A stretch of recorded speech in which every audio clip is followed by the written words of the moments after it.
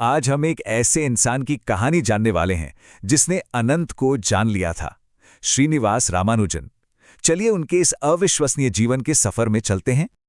तो ये कहानी एक ऐसे इंसान की है जो अपने कॉलेज के इम्तिहान में एक बार नहीं बल्कि बार बार फेल हुआ। लेकिन कमाल की बात यह है कि आज उनका नाम इतिहास के सबसे बड़े दिग्गजों मतलब आइजैक न्यूटन और चार्ल्स डार्विन के साथ लिया जाता है।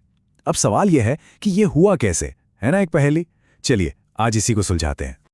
तो हमारी कहानी शुरू होती है तमिलनाडु के एक छोटे से शहर से, जहां एक लड़का सिर्फ गणित के सपने देखता था और कहते हैं इन सपनों के पीछे एक देवी का हाथ था। इनका पूरा नाम था श्रीनिवास रामानुजन। जन्म 1887 में और मृत्यु 1920 में। वो दक्षिण भारत के एक गरीब परिवार से थे जिन्होंने गणित खुद से ही सीखा था। उनका मानना था कि गणित को लेकर उनकी जो गहरी समझ थी वो असल में देवी नामगिरी की दिव्य प्रेरणा थी। वो अक्सर कहते थे कि देवी माँ खुद उन्हें ये सारे फॉर्मूले बताती हैं और यही विश्वास उनकी प्रतिभा का स्रोत था। लेकिन साथ ही पश्चिमी तौर तरीकों के साथ उनके टकराव की वजह भी यही बना। रामानुजन का दिमाग वाकई साधारण था, पर उनका ध्यान सिर्फ और सिर्फ गणित पर ही रहता था और बस यहीं से शुरू हुआ स्कूली पढ़ाई की मांगों और उनके जुनून के बीच का संघर्ष। उनकी शुरुआती जिंदगी को देखें तो पता चलता है कि वो लगातार नाकामयाब हो रहे थे। देखिए, 1903 में उन्हें एक किताब मिली जिसमें करीब 5000 थ्योरम्स थे। बस यहीं से उनका सफर शुरू हुआ। लेकिन सिर्फ 2 साल बाद 1905 में वो अंग्रेजी के पेपर में फेल हो गए और अपनी यूनिवर्सिटी की स्कॉलरशिप भी गंवा बैठे। फिर अगले साल फिजियोलॉजी के एग्जाम में फेल। वजह, वो एक जानवर को डिसेक्ट नहीं कर पाए। और 1907 में एक बार फिर वही हुआ। नतीजा ये कि उनके पास कोई डिग्री नहीं थी। एक बार तो उनसे पाचन यानी डाइजेशन पर सवाल पूछा गया तो जानते हैं उन्होंने क्या जवाब दिया? सर, ये आपके पाचन चैप्टर के लिए मेरा अपचित उत्पाद है। उनका ये मजाकिया जवाब उनकी शख्सियत और गणित के अलावा दूसरे विषयों को लेकर उनकी झुंझलाहट को साफ दिखाता है। लेकिन फिर एक ऐसा पल आया जिसने ना सिर्फ उनकी बल्कि गणित की दुनिया की भी दिशा बदल कर रख दी। ये सब शुरू हुआ एक चिट्ठी से जो मानो कहीं से नहीं आई थी और जो सब कुछ बदलने वाली थी। तारीख थी 16 जनवरी 1913। इंग्लैंड की कैम्ब्रिज यूनिवर्सिटी में मद्रास के एक अनजान क्लर्क का एक लिफाफा पहुंचता है। ये चिट्ठी भेजी गई थी उस दौर के एक बहुत बड़े गणितज्ञ G.H. हार्डी को। अब उस लिफाफे के अंदर क्या था? पूरे 11 पन्नों में भरे हुए theorems, infinite series, modular expressions और पाई संख्या पर ऐसी बातें जो पहले किसी ने नहीं सोची थीं। साथ ही पार्टीशंस का कॉन्सेप्ट भी। लेकिन एक बहुत बड़ी चीज गायब थी, प्रूफ। कोई सबूत नहीं, सिर्फ नतीजे। खैर, उस चिट्ठी ने रामानुजन को सीधा कैम्ब्रिज पहुंचा दिया और यहीं से शुरू हुई इतिहास की सबसे महान बौद्धिक साझेदारियों में से एक। ये एक तरह से अंतर्ज्ञान और कठोर तर्क का टकराव था। जरा सोचिए, ये 2 लोग एक दूसरे से कितने अलग थे।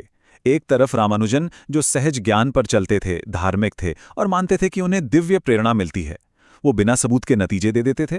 और दूसरी तरफ थे G.H. हार्डी जो हर चीज में सख्त तर्क ढूंढते थे, नास्तिक थे और जिन्हें हर बात का पक्का सबूत चाहिए होता था। तो फिर इन दोनों की साझेदारी चली कैसे? प्रोसेस कुछ ऐसा था। स्टेप 1, रामानुजन अपने दिमाग से निकले फॉर्मूलों और नतीजों की जैसे बाढ़ ला देते थे।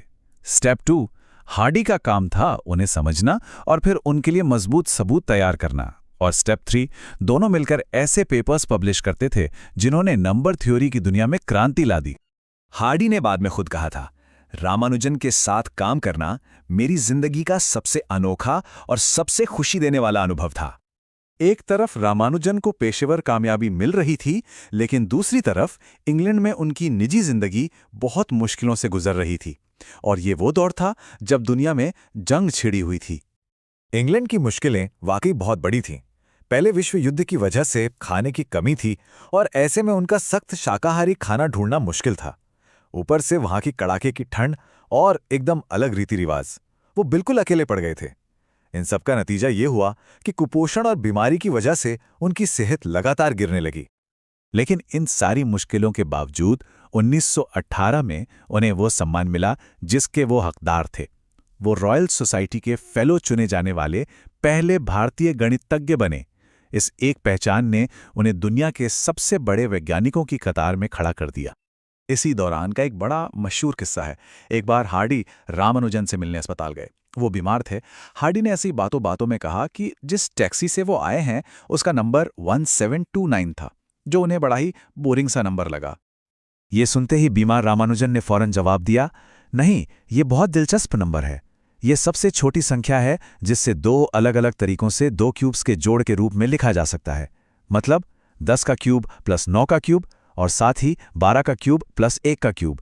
ये घटना दिखाती है कि बीमारी की हालत में भी उनका दिमाग कितना तेज चलता था। रामानुजन की जिंदगी भले ही छोटी थी, लेकिन उनकी विरासत अनंत है। उनकी दुखद मौत के इतने सालों बाद भी उनके काम की गूंज आज भी सुनाई देती है। सोचिए, जब उनका निधन हुआ तो वो सिर्फ 32 साल के थे। इतनी छोटी सी उम्र में उन्होंने इतना काम कर दिया जो सच में हैरान करने वाला है।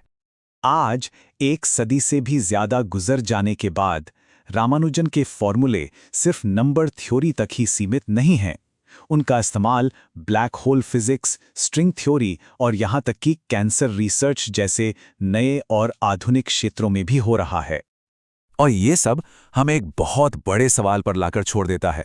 जैसा कि जवाहरलाल नेहरू ने एक बार लिखा था, हमारे लाखों लोगों में से कितने हैं जिन्हें शिक्षा मिल पाती है, और इन लाखों में से कितने ऐसे होंगे जो महान वैज्ञानिक बन सकते थे, जो एक नया भारत और एक नई दुनिया बनाने में मदद करते। रामानुजन की कहानी सिर्फ एक जीनियस की नहीं है, बल्कि ये हमें उस छिपी हुई प्रतिभा की भी याद दिलाती है जो शायद आज भी सही मौके का इंतजार कर रही है।